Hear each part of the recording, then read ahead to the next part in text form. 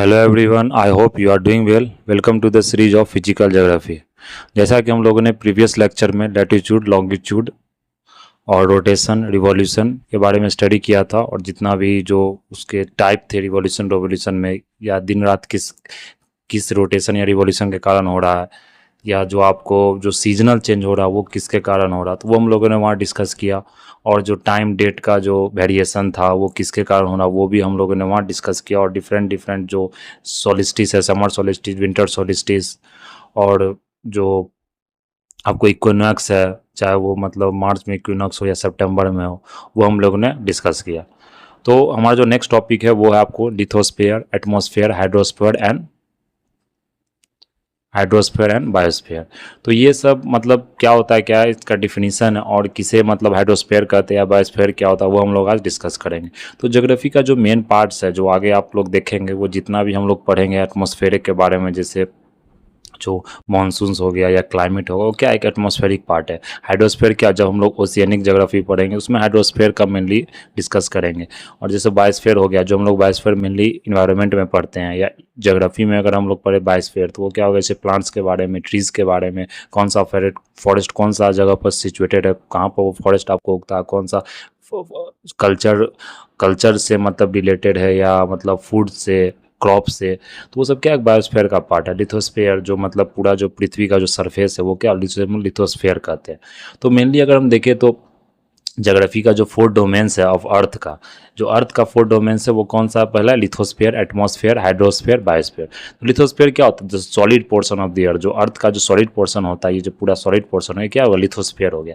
Atmosphere क्या होगा, जो अर्थ पर जो जितने भी गैसियस लेयर्स है आपको, वो आपको लिथोस्फीयर हो, जो अर्थ को पूरी तरह से सराउंड करता है, वो क्या है, एटमॉस्फेयर। हाइड्रोस्फीयर क्या हो गया, हाइड्रोस्फीयर में पानी का जो पार्ट है, 70% जानते हैं कि जो आपको जो 20% क्या है, पूरा अर्थ पर जो 70% क्या है, वो वाटर सरफेस है, वो पूरा ओशियंस है। तो क्या हो गया, हाइड्रोस्फीयर उसे बोलते हैं, जो वाटर जो कवर करता है वो बड़ा सा एरिया अर्थ का, तो वो क्या हाइड्रोस्फीयर हो गया। बायोस्फीयर क्या हो गया, आपको ये नैरो जोन है, जहाँ पर ये तीनों चीज़ आकर आकर आपको यहाँ पर मिक्स करता है, तीनों चीज़ आकर एक कन्फ्लुएंस पॉइंट पर, इसे हम बायोस्फीयर कहते हैं, जहाँ पर क्या होता है, लाइफ का ओरिजिन होता है, लाइफ एग्जिस्ट करता है। जैसे जो पेड़ हो गया, या किसी तरह का पौधा हो गया, वेजिटेशन हो गया, या जो हम लोग जो एग्जिस्ट करते हैं, जो ह्यूमन पॉपुलेशन एग्जिस्ट करता है, वो क्या एक बायोस्फीयर जोन है, जहाँ पर ये तीनों जो स्फीयर है, लिथोस्फीयर, एटमॉस्फेयर, हाइड्रोस्फीयर, ये तीनों जहाँ पर आपको इंटरसेक्ट बोल सकते हैं, एक तरह से बोलते हैं कॉन्फ्लुएंस पॉइंट पर, वहाँ पर एक बायोस्फीयर का फॉर्मेशन होता है। तो आगे हम लोग डिस्कस करेंगे डिटेल में। अगर लिथोस्फीयर की बात करें तो लिथोस्फीयर क्या है, ये सॉलिड पोर्शन ऑफ द अर्थ है जिस पर हम लोग रहते हैं, ऑन विच वी लिव। ये किसको, ये क्या चीज़ कंप्राइजेज मतलब किस चीज़ से मिलकर ये बना होता है, तो अर्थ क्रस्ट रॉक से मिलकर बना होता है, जिसे अर्थ क्रस्ट बोलते हैं। थिन लेयर ऑफ सॉइल होता है, जिसमें हम न्यूट्रिएंट एलिमेंट्स मतलब पाया जाता है, जिसके कारण क्या होता है, जो ऑर्गेनिजम्स है या किसी तरह का वेजिटेशन, वो सर्वाइव करता है। जो कॉन्टिनेंट्स हो गया, जो कॉन्टिनेंट्स लार्ज लैंड मासेज है, उसे हम लोग क्या कहते हैं, कॉन्टिनेंट्स है। कॉन्टिनेंट्स भी क्या है, लिथोस्फीयर का ही पार्ट है। फिर ओशियन बेसिन्स है, ऐसा नहीं कि लिथोस्फीयर आपको सिर्फ कॉन्टिनेंट्स है, जो ओशियन का जो बेस होता है आपको, जहाँ पर ओशियन सरफेस होता है, ओशियन का जो लैंड सरफेस होता है, ओशियन बेसिन्स होता है, वो भी क्या आपको लिथोस्फीयर का ही पार्ट है, जिसमें वाटर आके आपको एक्यूमुलेट कर गया। तो ये एक तरह से मतलब बोल सकते हैं इंटरसेक्शन पॉइंट है। ये ह्यूज वाटर बेसिन्स बॉडीज है, जिसे ओशियन बेसिन्स बोला जाता है। तो अगर ये फिगर आप लोग यहाँ देखें, तो जैसे आप लोग यहाँ अगर फिगर की बात करें तो ये देख सकते हैं, जो यहाँ पर जो दिया गया ये मतलब क्रस्ट के बारे में, तो यहाँ पर दिखाया गया है जो अर्थ का जो पूरा मतलब फिगर है, ये कोर से लेकर आपको क्रस्ट तक, जो लिथोस्फीयर जिसको हम लोग बोलते हैं।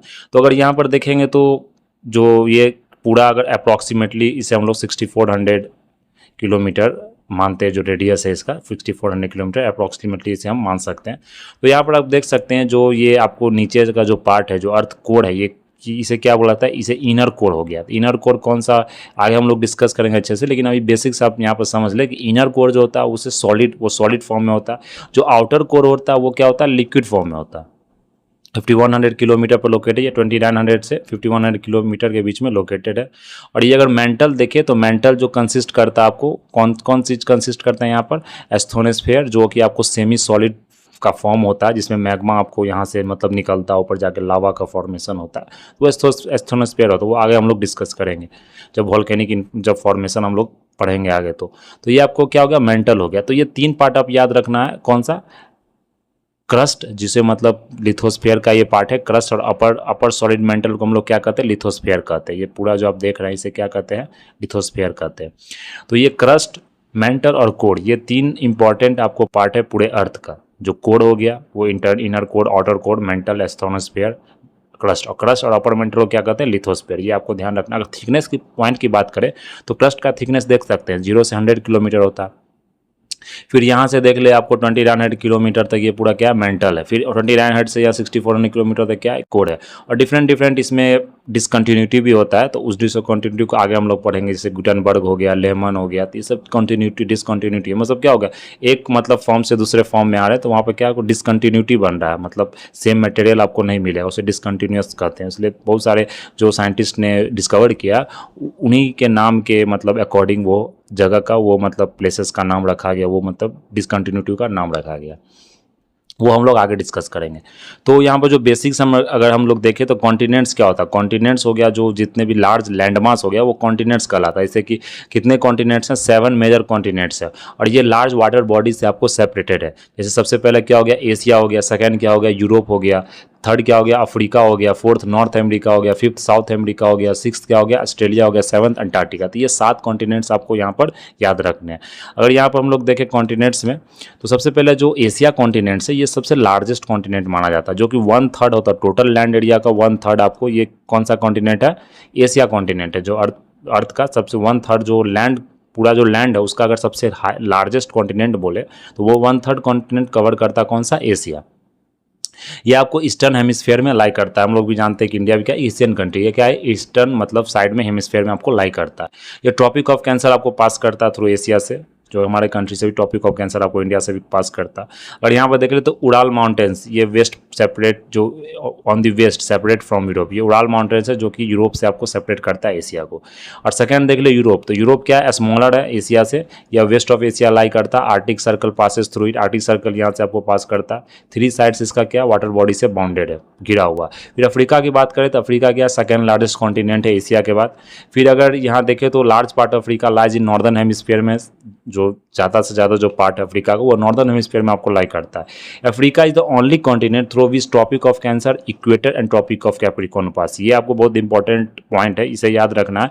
जो अफ्रीका ही एक ऐसा मतलब कॉन्टिनेंट है जिसमें तीनों आपको लाइन पासेस करता है। जो इमेजिनरी लाइन हम लोग ने ड्रॉ किया है, जो हम लोगों ने प्रीवियस लेक्चर में देखा, Tropic of Cancer, Tropic of Capricorn, equator, जो 0 डिग्री पर जो लैटिट्यूड वाला इक्वेटर हो गया। ट्रॉपिक ऑफ कैंसर क्या हो गया, 23.5 डिग्री, 23 डिग्री एंड हाफ, कितना हो गया वो मतलब आपको नॉर्थ में रहता है। लेकिन ट्रॉपिक ऑफ कैप्रिकॉर्न क्या है, वो साउथ में रहता है, 23.5 डिग्री साउथ में। तो ये जो तीनों जो आपको लाइन पासेस करता है वो किस मतलब लैटिट्यूड से, मतलब किस आपको कॉन्टिनेंट से पास करता है, वो अफ्रीका से। अफ्रीका एक ऐसा कॉन्टिनेंट है जिससे ये तीनों आपको मतलब पास करता है, Tropic of cancer, equator and tropic of Capricorn. तो ये पॉइंट आपको यहाँ पर ध्यान रखना है, ये पूछा जा सकता है एग्जाम में।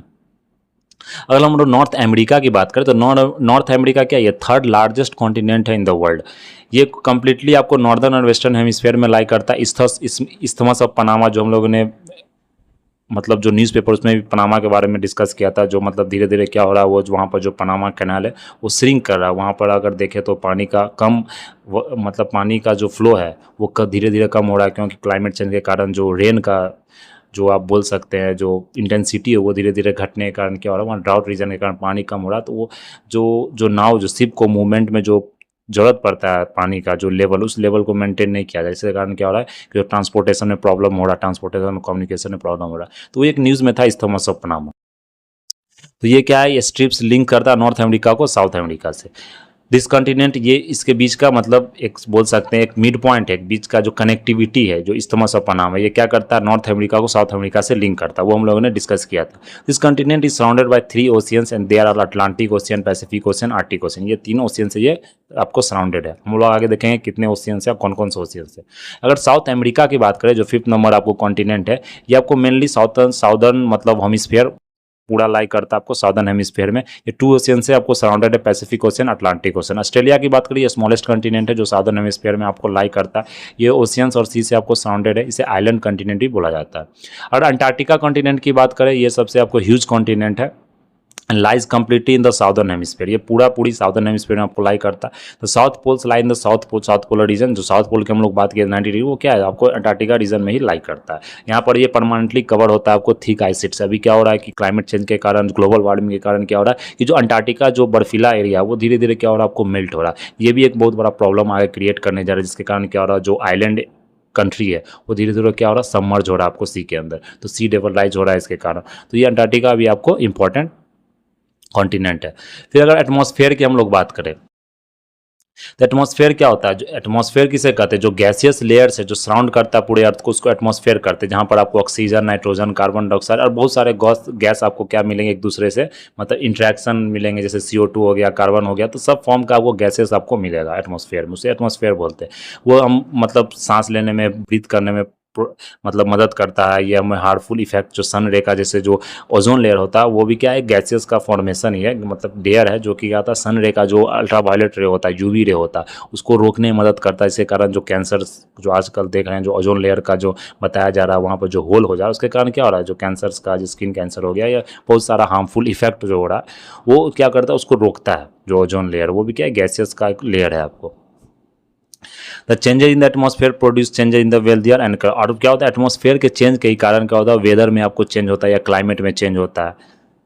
फिर ये हाइट आपको 1600 किलोमीटर जो हाइट है आपको, मतलब सतह से, जो पृथ्वी सतह से 1600 किलोमीटर हाइट तक ये एक्सटेंड करता है atmosphere. The gravitational force of the earth holds atmosphere. अगर आप देखेंगे तो मार्स पर या किसी अदर जुपिटर पर, सैटर्न पर, वहाँ पर क्या एटमॉस्फेयर नहीं है, मून पर एटमॉस्फेयर नहीं। क्यों नहीं कि वहाँ ग्रेविटी नहीं है। ग्रेविटी के कारण, ग्रेविटेशनल पुल के कारण क्या एटमॉस्फेयर को हम लोग पुल करते हैं, जो ग्रेविटी है उसके कारण जो एटमॉस्फेयर पुल होता है, तो पूरे सराउंडिंग में क्या होता है कि वो हवा का प्रेजेंस रहता है, ऑक्सीजन का प्रेजेंस रहता है। इसके कारण हम लोग क्या करें यहाँ सर्वाइव करें, जो लाइफ एग्जिस्ट होता है आपको अर्थ पर, वो किसके कारण होता है, वो ग्रेविटी के कारण होता है। ग्रेविटेशनल पुल के कारण जो एटमॉस्फेयर का यहाँ पर होल्डिंग है। फिर अगर यहाँ पर देखें तो ये आपको डिवाइड करता है, डिवाइडेड इनटू 5 लेयर्स, जो composition, on composition, temperature, other property. जैसे ट्रोपोस्फेयर, वो हम देखेंगे ट्रोपोस्फेयर, स्ट्रेटोस्फेयर, मेजोस्फेयर, तो ये 5 पार्ट में हम लोग इसे डिवाइड कर, थर्मोस्फेयर, एक्सोस्फेयर। तो ये क्या है आपको डिवीजन है आपको डिफरेंट लेयर का, कि ट्रोपोस्फेयर में मतलब कौन सा गैसेज है, एस्ट्रोस्फेयर में कौन सा गैसेज पाया जाता है, मेजोस्फेयर में क्या होता है वो ठंडा होता है या वहाँ पर टेम्परेचर ज़्यादा होता है या कम होता है, थर्मोस्फेयर हो गया, एक्सोस्फेयर हो गया। तो ये क्या है डिवीज़न है आपको basis of composition, layer of atmosphere का, टेम्परेचर का, इस मतलब इसे डिवाइड किया गया 5 लेयर में। तो ये लेयर आपको ध्यान रखना, सबसे नीचे ट्रोपोस्फेयर, फिर स्ट्रेटोस्फेयर, मेजोस्फेयर, थर्मोस्फेयर। आगे हम लोग फिगर देखेंगे तो उसमें आपको अच्छे से क्लियर हो जाएगा।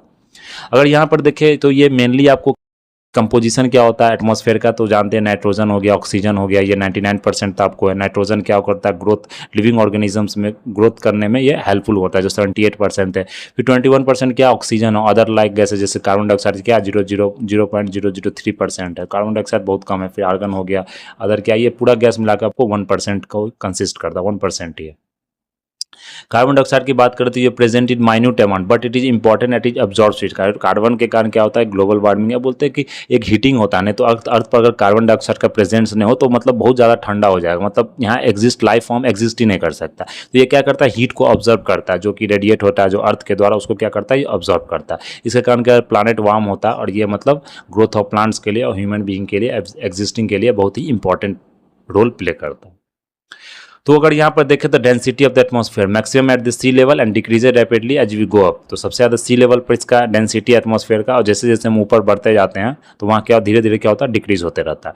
विंड को देखें तो move from high pressure to low pressure. Wind क्या होता है कि अगर ये लो प्रेशर है, ये हाई प्रेशर है, तो विंड का जो मूवमेंट होता है ये हाई प्रेशर से आपको हरदम लो प्रेशर की तरफ मूव करता है। तो ये आपको यहाँ पर ध्यान रखना। आगे हम लोग पढ़ेंगे जो अगर मानसून का चैप्टर जो क्लाइमेट चैप्टर, उसमें ये अच्छे से आपको पढ़ाया जाएगा कि किस तरह से लो प्रेशर हाई प्रेशर आपको फॉर्म होता है, क्या मूवमेंट है। तो फिर यहाँ फिगर को अगर आप यहाँ पर देखें जो एस्ट्रोस्फेयर और एक्सोस्फेयर का फिगर, या देख सकते हैं ट्रोपोस्फेयर हो गया, ये कौन सा हो गया आपको, ये ट्रोपोस्फेयर हो गया, देख सकते हैं first layer, second layer troposphere है, जहाँ ओजोन लेयर आपको यहाँ मिलता है स्ट्रेटोस्फेयर में। फिर मेजोस्फेयर हो गया, फिर आपको यहाँ देख सकते हैं थर्मोस्फेयर, यहाँ पे क्या है आपको जो सैटेलाइट्स यहाँ पर आपको लगाया जाता है, यहाँ पर सिचुएटेड होता है। फिर यहाँ पर देखिए एक्सोस्फीयर हो गया, इसके ऊपर क्या है कि कोई भी आपको गैसेज आपको नहीं मिलेगा, ये आपको बाहर चला जाता है। तो यहाँ पर देख सकते हैं रॉकेट आपको एक्सोस्फीयर में जाके लग जाए। कर्मल लाइन क्या हो गया, जो 100 किलोमीटर से ऊपर का जो लाइन होता है, जिसे हम लोग क्या कहते हैं 100 किलोमीटर, ग्राउंड से मतलब 100 किलोमीटर हम लोग सी लेवल से 100 किलोमीटर जो डिस्टेंस मेजर करते हैं, उसके बाद का जो लाइन उससे हम लोग स्पेस कहते हैं। जो आप लोग गगनयान मिशन देख रहे हैं या किसी तरह का इंटरनेशनल स्पेस स्टेशन दे रहे हैं, वो क्या 100 किलोमीटर से ऊपर आपको सिचुएट किया गया, वहाँ पर लगाया गया। तो ये आपको मेसोस्फीयर, स्ट्रेटोस्फीयर, ट्रोपोस्फीयर। यहाँ देख सकते हैं जो हवाई जहाज आपको उड़ के जो मतलब जो एरोप्लेन का जो हम लोग सफ़र करते हैं वो क्या होता है, वो आपको स्ट्रेटोस्फीयर, थर्मोस्फीयर, स्ट्रेटोस्फीयर में जाके आपको यहाँ से मतलब पास करता है। तो ये आप लोग यहाँ देख सकते हैं। तो ये सिंपल आपको फिगर से समझ सकते हैं। फिर अगर यहाँ पर देखें नेक्स्ट हाइड्रोस्फीयर, तो हाइड्रोस्फीयर जानते हैं कि जो हाइड्रोस्फीयर क्या होता है, वो पानी का जो कंसिस्टिंग होता है, मतलब पानी को ही हम लोग हाइड्रोस्फीयर का, जितना भी मतलब अर्थ पर जो प्रेजेंट है ओशियन सी, वो क्या हाइड्रोस्फीयर कंसिस्ट हो गया। तो अगर इसे हाइड्रोस्फीयर की बात करें तो अर्थ को हम लोग ब्लू प्लैनेट क्यों कहते हैं, क्योंकि 71% क्या अर्थ पर पूरा जो कवर है वो पानी से ही कवर है, इसलिए हम लोग इसे ब्लू प्लैनेट का। 29% क्या लैंड है। तो वाटर आपको हर फॉर्म में यहाँ अवेलेबल मिलेगा, चाहे वो आइस के फॉर्म में हो, चाहे वो आपको नॉर्मल जो लिक्विड के फॉर्म में हो, सॉलिड के फॉर्म में, लिक्विड के फॉर्म में, या गैसियस जो वेपर के फॉर्म में। तो more than 97% of the earth water जो कि कहाँ फाउंड होता है, ओशियन में पाया जाता है, जो कि बहुत साल्टी होता है। वो ह्यूमन यूज के लिए हम लोग उसे यूज़ नहीं कर सकते, क्योंकि साल्टी वाटर यूज़ नहीं हो सकता। जो 3% ही वाटर होता है वो आपको फॉर्म होता है ग्लेशियर्स के रूप में, लेक्स के रूप में, अंडरग्राउंड वाटर, जिससे हम लोग पीते हैं। इसलिए बताता है कि जो पीने का पानी होता है वो बहुत कम होता है। इसलिए आजकल जहाँ पीने का पानी का कमी हो रहा है, चाहे वो इंडिया में, बोला जा रहा है कि आगे 10 साल 20 साल में एक बहुत बड़ा क्राइसिस हो जाएगा, जो मतलब जो ड्रिंकिंग वाटर, जो पोर्टेबल वाटर का। तो अभी कुछ साइंटिस्ट ने डिस्कवर किया है बहुत जगह, जो डेवलप कंट्री वहाँ डिस्कवर हुआ कि जो साल्ट वाटर उसको मतलब बोला जाता है कि साल्ट वाटर को डिसिल्टेशन या कुछ प्रोसेस है, उससे क्या होता है, उसे साल्ट को हटाया जाता है, फिर पानी को फ्रेश किया जाता है, जिसके कारण वह पोर्टेबल वाटर के रूप में कन्वर्ट हो जाता है। तो ये आपको आगे आपने मतलब करंट अफेयर्स में पढ़ा होगा। तो ये आपको 97 of the earth water oceans में जो थ्रू साल्टी होता है, rest of the water in the form of ice sheets, glaciers, underground very small percentage are available for fresh water, as for human use के लिए बहुत ही कम पानी available है। तो वाटर साइकिल की अगर बात करते हैं, यहाँ देख सकते हैं ओशियन हो गया, फिर यहाँ पर आपको इवेपोरेट होकर फिर कंडेंस होकर आपको जो बादल बनता है, बादल कंडेंस फिर होकर यहाँ पर आपको गिर जाती है, क्या वाटर साइकिल है। फिर एटमॉस्फेयर से जो पानी ऊपर गया, फिर वाटर वेपर बन गया, फिर वो क्लाउड फॉर्मेशन हुआ, फिर वो बारिश के रूप में, प्रेसिपिटेशन के रूप में फिर आ गया, चाहे वो आइस हो, आइस फिर क्या हुआ, मेल्ट हुआ, मेल्ट में ओशियन में गया, फिर ओशियन में वेपोराइज हुआ। तो ये तो ग्राउंड फ्लो, ये भी आपको ओशियंस में गया। तो ये क्या हो रहा है, वाटर साइकिल है, एक जगह से दूसरे जगह, चाहे वोल्केनिक के फॉर्म में, आइस को प्रेसिपिटेशन के रूप में, सब्लिमेशन के रूप में, क्या हो रहा है, मतलब वाटर साइकिल में क्या होगा, साइकिल में क्या हो गया, विशियस साइकिल हो गया। मतलब यहाँ से उठ रहा, फिर यहाँ गिर रहा, फिर यहाँ से उठ रहा, फिर यहाँ गिर रहा। तो इस तरह से ये साइकिल आपको चल रहा। फिर अगर हम लोग ओशियंस की बात करें तो ओशियंस क्या है, मतलब 5 ओशियंस है, जो मेजर 5 ओशियंस है, जिसका अगर साइज की हम लोग बात करें तो यहाँ देख सकते हैं। सबसे पहला जो ओशियंस है कौन सा है, पैसिफिक ओशियन। ये सर्कुलर इन शेप है, एशिया, ऑस्ट्रेलिया, नॉर्थ और साउथ अमेरिका सराउंड करता है पूरा पैसिफिक ओशियन। अटलांटिक ओशियन देख ले, ये सेकंड लार्जेस्ट ओशियन है, एस शेप्ड का ओशियन है। ये आपको नॉर्थ और साउथ अमेरिका को, ये वेस्टर्न साइड, यूरोप को, अफ्रीका को ईस्टर्न साइड से सराउंड करता है। फिर अगर इंडियन ओशियन की बात कर ले तो it is the only ocean, ये एक ऐसा ओशियन है, मतलब ऐसा एक ही ओशियन है जो मतलब कि एक कंट्री के नाम पर रखा गया, जो मतलब इंडिया कंट्री पर। तो ये मतलब बोल सकते हैं कि इंडिया एक ऐसा कंट्री जिसके नाम पर ओशियन का नाम रखा गया, क्या, इंडियन ओशियन। अगर शेप देखिए इस ओशियन का तो मेनली आपको ट्रायंगुलर है। In the north it is bound by Asia, Asia से घिरा हुआ, वेस्ट में अफ्रीका से और ईस्ट में ऑस्ट्रेलिया से। फिर अगर साउदर्न ओशियन की बात करें तो ये आपको कॉन्टिनेंट ऑफ अंटार्कटिका को एक पूरा, मतलब इसे अंटार्कटिक ओशियन ही बोल सकते हैं, मतलब मेन कॉन्टिनेंट जो अंटार्कटिका है उसको क्या करता है, सराउंड करता है। फिर आर्टिक ओशियन की बात करते हैं, आर्टिक सर्कल जो मतलब नॉर्थ पोल में, उसको ये पूरा आपको लोकेटेड है। बेरिंग स्टेट या नैरो स्टेट है जो सैलो वाटर कनेक्ट्स करता है पैसिफिक ओशियन से। यहाँ पर फिगर देख सकते हैं, जो फिगर आपको यहाँ पर ड्रॉ किया गया है, जो मैप है। तो अगर मैप में देखें तो ये क्या है, ये जितना भी आपको हो गया, ये कॉन्टिनेंट्स हो गए। 7 कॉन्टिनेंट्स की हम लोगों ने बात की। सबसे पहले हम लोगों ने यहाँ पे एशिया देखो सबसे लार्जेस्ट हो गया, फिर उसके बाद देखा अफ्रीका हो गया, फिर यूरोप हो गया, ये क्या 3 हो गया, फिर ये नॉर्थ अमेरिका 4 हो गया, साउथ अमेरिका 5 हो गया, ऑस्ट्रेलिया 6 हो गया, अंटार्कटिका क्या हो गया 7 हो गया। ओशियंस की बात करते यहाँ देख सकते हैं, पैसिफिक ओशियन हो गया, इंडियन ओशन हो गया जो इंडिया के नाम पर पड़ा, अटलांटिक ओशियन हो गया, पैसिफिक ओशियन हो गया, तो 1 2 3 हो गया। यहाँ पर आर्कटिक ओशियन हो गया 4, और एक आपको यहाँ पर जो साउदर्न ओशियन, ये पूरा ओशियन जो देख सकते हैं, ये क्या आपको साउदर्न ओशियन बोला जाता है, इसको साउदर्न ओशियन या अंटार्कटिक ओशियन बोल सकते हैं। ये 5 ओशियंस है। तो ये हम लोगों ने यहाँ पर अगर फिगर से आप देखें तो ये इजीली है, ये इतना आसान है, ये आप लोगों ने पढ़ा होगा 8 9 क्लास में भी कि कितने ओशियंस होते हैं, कितने मतलब कॉन्टिनेंट्स। अगर हम लोग नेक्स्ट देखें बायोस्फीयर, जो बायोस्फीयर क्या होता है, ये मतलब जहाँ लाइफ एग्जिस्ट आपको करता है, जो तीनों जो लिथोस्फीयर, एटमॉस्फेयर और हाइड्रोस्फीयर, तीनों का जो कॉन्टैक्ट जोन है, तीनों का जो आपको कॉन्फ्लुएंस जोन है, वहाँ पर क्या होता है, उसे बायोस्फीयर बोलते हैं। तो ये नैरो जोन ऑफ कॉन्टैक्ट है लैंड, वाटर और एयर का। तो यहाँ पर लाइफ एग्जिस्ट आपको एग्जिस्ट करता है, जो इसलिए हम लोग का जो प्लानट है, जो अर्थ है, वो क्या यूनिक प्लानट है। और किसी जगह आपको कहीं एटमॉस्फेयर है तो वहाँ वाटर नहीं है, कहीं वाटर है तो वहाँ पर आपको लिथोस्फीयर नहीं है। तो उस तरह से वहाँ पर आपको लाइफ फॉर्म एग्जिस्ट नहीं करता। वो तीनों चीज़ आपको अवेलेबल होना चाहिए किसी प्लांट पर, तभी वहाँ पर लाइफ आपको एग्जिस्ट करेगा। जैसे हम लोग मंगल ग्रह पर ही खोज कर रहे हैं लाइफ का, तो वहाँ पानी का उतना कंटेंट नहीं है, तो देख सकते हैं हाइड्रोस्फीयर का वहाँ कमी है। चाहे मंगल ग्रह की बात करें, चाहे आप मून जो चंद्रमा का वहाँ की बात करें, तो उस तरह से आपको पानी का फॉर्मेशन वहाँ नहीं दिखेगा। लैंड तो है, वाटर का अवेलेबली बताया गया अभी रिसर्च में, लेकिन वो उतना ज़्यादा अवेलेबल नहीं। एयर का भी देखें तो वहाँ ग्रेविटी आपको बहुत कम है, इसलिए वहाँ पर क्या है, आपको लाइफ फॉर्म एग्जिस्ट नहीं करता। लाइफ फॉर्म एग्जिस्ट के लिए आपको ये तीनों चीज़ कांटेक्ट में चाहिए, तीनों चीज़ का कॉन्फ्लुएंस होना चाहिए, लैंड का, वाटर का और एयर का। यहाँ पर देख लो तो organism in the biosphere are commonly divide into plant kingdom, निकल तो दो पार्ट में हम लोग डिवाइड करते हैं, प्लांट से बिलोंग करता है या एनिमल्स को बिलोंग करता है। तो यहाँ पर देख सकते हैं, तो यहाँ देख ले तीनों जो आपको कॉन्फ्लुएंस पॉइंट है, हाइड्रोस्फीयर हो गया पानी, लिथोस्फीयर हो गया जो जमीन हो गया, फिर एटमॉस्फेयर क्या हो गया, जो गैसियस फॉर्म जो हवा हो गया। तीनों का जो मतलब कॉन्फ्लुएंस पॉइंट क्या, बायोस्फीयर है, जहाँ पर लाइफ फॉर्म वेजिटेशन आपको ग्रो करता है। तो ये क्या हो गया आपको, यहाँ पर क्या करता है, ये ग्रो करता है। तो ये आपका मेनली लिथोस्फीयर, एटमॉस्फेयर, बायोस्फीयर और हाइड्रोस्फीयर के बारे में हम लोग यहाँ पर डिस्कस कर लिया। तो नेक्स्ट जो हमारा टॉपिक है वो है interior of the earth, core, mental and crust. ये भी एक इंपॉर्टेंट टॉपिक है, जो हमने कोर के बारे में, मेंटल के बारे में सिंपल बेसिक देखा कि कोर मेंटल क्या होता है, लेकिन यहाँ पर अच्छे से डिस्कस करेंगे, क्योंकि यहाँ से क्वेश्चन पूछा जाता है कि जो सॉलिड कोर होता है उसमें कौन सा मटेरियल प्रेजेंट होता है, क्या मतलब सोर्सेज है स्टडी करने का, वो हम लोग देखेंगे। स्ट्रक्चर देखेंगे, फिर स्ट्रक्चर के बाद कौन कौन से डिसकंटिन्यूटी है वो भी हम लोग यहाँ पर क्या करेंगे, आपको डिस्कस करेंगे। तो ये भी एक छोटा सा टॉपिक है, वो हम लोग आगे यहाँ पर डिस्कस, इसमें नेक्स्ट टॉपिक होगा उसमें हम लोग क्या करेंगे, यहाँ पर डिस्कस करेंगे। That's all for today, thank you very much.